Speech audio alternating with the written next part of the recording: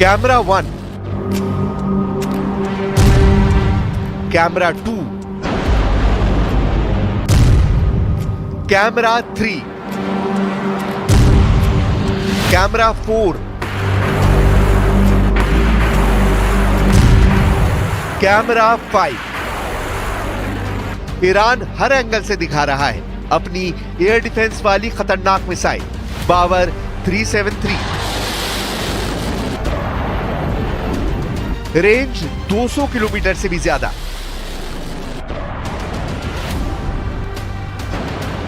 ये ईरान का वो एयर डिफेंस सिस्टम है जो उसने अमेरिका की सख्त पाबंदियों के बाद तब खुद तैयार किया जब रूस ने S-300 एयर डिफेंस सिस्टम की सप्लाई रुक गई। बावर 373 का टारगेट मिसाइल भी है, फाइटर जेट भी है, ड्रोन भी है और ईरान का हर वो दुश्मन है जो उसके परमाणु ठिकानों को टारगेट बनाने की प्लानिंग कर चुका है, चाहे फिर उसमें स्टेल्थ विमानों का इस्तेमाल हो या फिर बैलिस्टिक मिसाइल। ये ईरान का जुल्फिकार युद्ध अभ्यास है जिसमें जंग की रिहर्सल कर ली गई है। ईरान बताना चाहता है कि उस पर अटैक करने वाली कोई प्लानिंग कामयाब नहीं होगी। आखिर क्यों कहा जा रहा है कि अगले 24 घंटे ईरान के लिए बहुत खतरे वाले हो सकते हैं? क्यों ईरान के परमाणु ठिकानों पर इजराइल और अमेरिका की नजर टेढ़ी हो गई है? इजराइल, अमेरिका और यूरोप, यहां की मीडिया रिपोर्ट बता रही है कि ईरान पर अटैक की तैयारी पूरी हो चुकी है। ईरान के परमाणु ठिकानों पर किसी भी वक्त हमला हो सकता है और खामनेई के कमांडर अब किसी भी अटैक को नाकाम करने के लिए पूरी तरह तैयार हैं।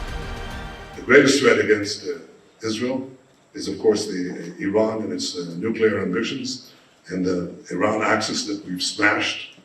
But we have to take care of this larger threat. Israel से बार-बार आ रही धमकियां ईरान को परेशान कर रही हैं। यही वजह है कि 2025 के पहले 2 महीनों में ईरान ने अपनी पूरी ताकत झोंक दी है। जनवरी में इक्तिदार और फरवरी में जुल्फिकार। ये दोनों युद्ध अभ्यास इस वक्त ईरान की फायर पावर का सबसे बड़ा शो बन चुके हैं। पहले जनवरी में 4 युद्ध अभ्यास और अब फरवरी में भी ईरान की बंदूक से धुआं निकल रहा है। जनवरी और फरवरी में ईरान की डिफेंस वाली तैयारी बहुत आक्रामक नजर आ रही है। ईरान में रूस के विदेश मंत्री का आना भी बड़ा सिग्नल दे रहा है। ये सिग्नल इमरजेंसी का है। तनाव तेहरान से मॉस्को तक महसूस किया जा रहा है और रूस को भी पता है कि यूक्रेन में युद्ध खत्म करने के बाद अमेरिका का ध्यान अब एक नए वॉर जोन पर हो सकता है।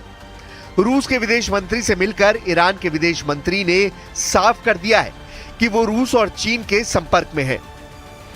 ما در موضوع هسته‌ای با همکاری و هماهنگی دوستان خودمون در روسیه و چین حرکت خواهیم کرد و مواضع रूस के विदेश मंत्री सरगई लावरोव जब ईरान के राष्ट्रपति मसूद पेजिशकियान से मुलाकात कर रहे थे तब रेगिस्तान में ईरान के एयर डिफेंस सिस्टम लगातार एक्टिव रहे।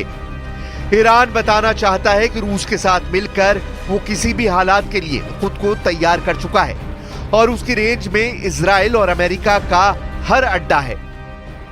रूस के विदेश मंत्री का ईरान के राष्ट्रपति से मिलना ये बता रहा है कि ईरान में पैनिक लेवल हद पार कर रहा है। इस वक्त ईरान में अमेरिका और इजराइल के हमले का खतरा बहुत ज्यादा है। The greatest threat that Iran poses is that this decrepit regime would achieve nuclear weapons. And we are committed, as President Trump has said many times, and as Secretary Rubio said today, we are committed that Iran never gets nuclear weapons. That is important not only for the security of Israel and the security of America, but I think for the security of the world. Iran में Israel के हमले को लेकर ऐसा खौफ छाया हुआ है जिससे ईरान के सर्वोच्च नेता अली खामनेई और उनके कमांडर बहुत अच्छी तरह वाकिफ हैं। ईरान के चप्पे चप्पे पर इजरायली अटैक के साइलेंट सायरन बज रहे हैं। خصوص مذاکرات هسته‌ای موضع جمهوری اسلامی ایران کاملا روشن هست. ما تحت فشار، تحت تهدید، تحت تحریم مذاکره نخواهیم کرد و لذا هیچ امکان مذاکره مستقیم بین ما و آمریکا در موضوع هست. ईरान के मिसाइल दिन में भी फायर की जा रही है और रात में भी उन्हें टेस्ट कर लिया गया है। 200 किलोमीटर रेंज वाली बावर 373 एयर डिफेंस सिस्टम को दिखाकर ईरान ने बता दिया है कि वो लंबी दूरी तक दुश्मन का पीछा करेगा और उसे मार गिराएगा, फिर चाहे वो कोई स्टेल्थ विमान ही क्यों ना हो। ईरान बार बार अपनी एयर डिफेंस वाली ताकत दिखा रहा है। फरवरी से पहले जनवरी में ईरान ने कैसे हर मिसाइल को आजमाया है वो देखकर इजराइल चौंक जाएगा। फरवरी में किसी भी हमले के लिए ईरान ने खुद को पूरी तरह तैयार कर लिया है ताकि वो अमेरिका और इजराइल के गुस्से का सामना कर सके।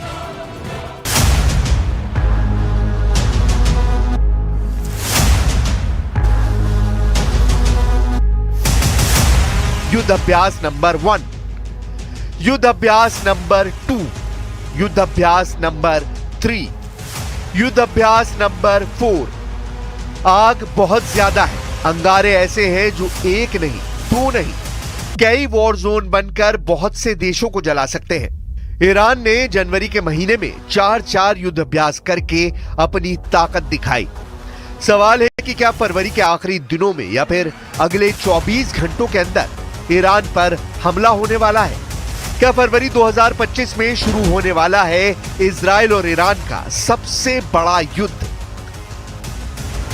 ईरान ने जनवरी 2025 में ही इतने हथियार जमा कर लिए हैं कि एक बड़े युद्ध को लॉन्च करने वाला हमला किया जा सकता है।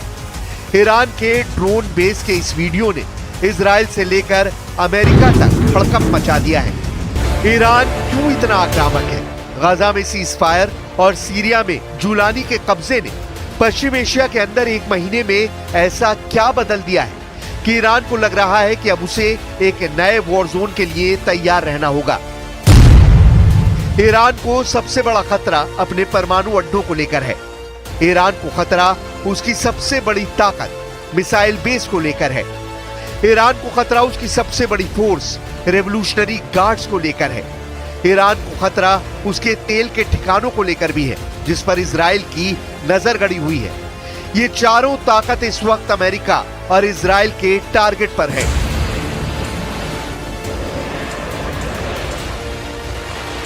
ईरान के आसपास अरब सागर में इस वक्त अमेरिका के समुद्री बेड़े एक्टिव हैं। रात भर उड़ान भरी जा रही है। फाइटर जेट, टोही विमान सभी एयरक्राफ्ट कैरियर से टेक ऑफ कर रहे हैं। आखिर अमेरिका को ईरान से कौन सा इशारा मिला है जिसके बाद अमेरिका की नौसेना और उसके फाइटर जेट इतने एक्टिव हो गए? ईरान ने युद्ध अभ्यास में अपने एयर डिफेंस सिस्टम भी आजमा लिए हैं। ईरान आगे क्या करने जा रहा है? क्या डोनाल्ड ट्रंप बड़ा फैसला ले चुके हैं या फिर लेने वाले हैं? ईरान बार बार कह रहा है कि इजराइल पर उसका तीसरा हमला यानी ऑपरेशन ट्रू प्रॉमिस 3 जरूर होगा और बहुत घातक होगा और इजराइल पछताएगा कि उसने ईरान पर हमला क्यों किया। इसलिए पूरे पश्चिम एशिया के लिए सिर्फ फरवरी 2025 का ही महीना नहीं बल्कि अगले 24 घंटे भी बहुत ज्यादा अहम है।